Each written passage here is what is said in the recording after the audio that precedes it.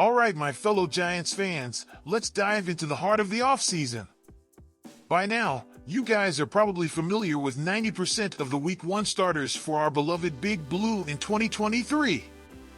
We've got some positions up for grabs, like the second inside linebacker, second safety, and left guard, but overall, we're pretty confident about who's going to line up against those pesky Dallas Cowboys on September 10th. Now, here's the catch, folks. There's one position that's still as cloudy as a foggy morning at training camp: wide receiver. Last year, our receiving core was held together by career special teamers and practice squad heroes. But hey, we're hoping someone steps up and becomes the true number one receiver this offense needs to reach its full potential.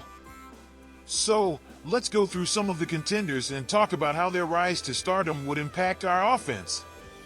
First up, we've got the incumbent, Darius Slayton.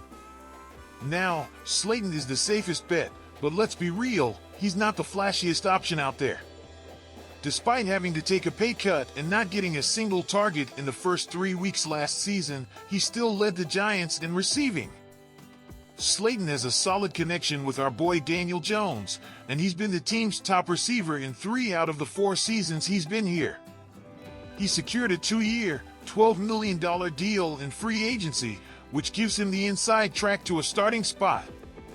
But let's face it, Slayton hasn't hit the 800-yard mark or grabbed more than 8 touchdowns in a single season.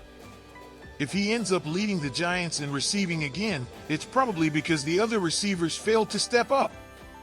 Now, let's talk about the underdog story, Isaiah Hodgins. We plucked him off the Buffalo Bills practice squad in the middle of last season, and boy, did he show some promise. He started 5 games for us down the stretch, and he went all out with 105 yards and a touchdown in our wild card win against the Minnesota Vikings. Hodgins came back to the Giants on a sweet, 1-year deal this offseason, hoping to build on that positive momentum. He's a possession receiver with a big frame, but he lacks that explosive big play ability we're craving this year.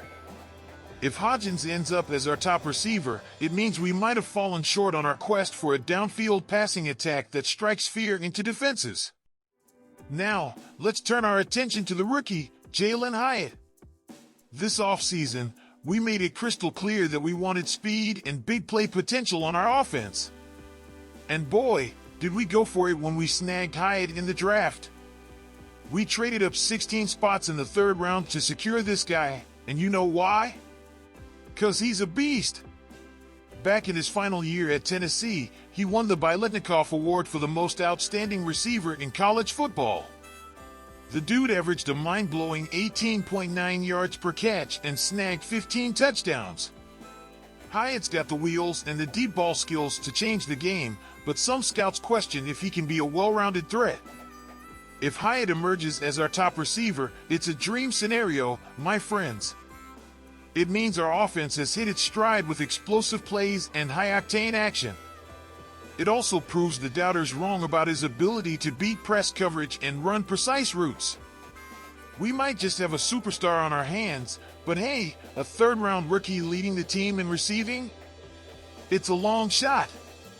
But we've always got a chance. Let's not forget about the sophomore, Wan'Dale Robinson. We invested a 2nd-round pick in this guy just last year, so you know the coaches are going to want to showcase his skills in the passing game.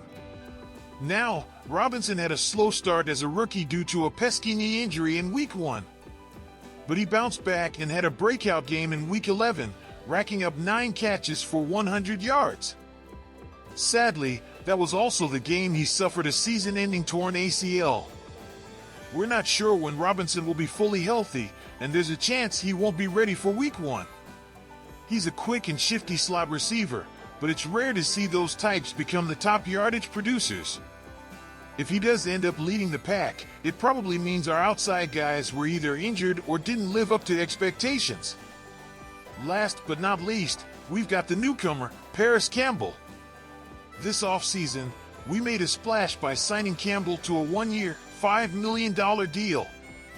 He was the big fish in our free agency haul at receiver.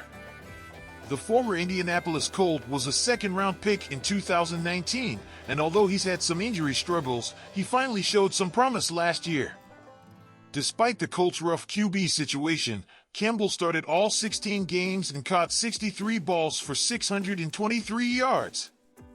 Now, that might not sound mind-blowing, but you gotta consider the circumstances. If Campbell stays healthy in Brian Daboll's offense here in New York, he could have a breakout season. So, my fellow fans, there are a few different scenarios here. If Slayton holds onto the throne, it might mean our other receivers didn't step up. If Hodgins takes the crown, we might have missed out on that explosive passing attack. If Hyatt, the rookie, surprises us all and becomes our top dog, it's a dream come true. And if Robinson or Campbell emerges as the leader, it means the other guys couldn't quite live up to expectations. Well, that's it for today, folks. Make sure to subscribe to our channel for more exciting Giants content and leave a comment below sharing your thoughts on who should be our top receiver this season. I love hearing your opinions, so keep them coming and let's keep the discussion going. Go Giants!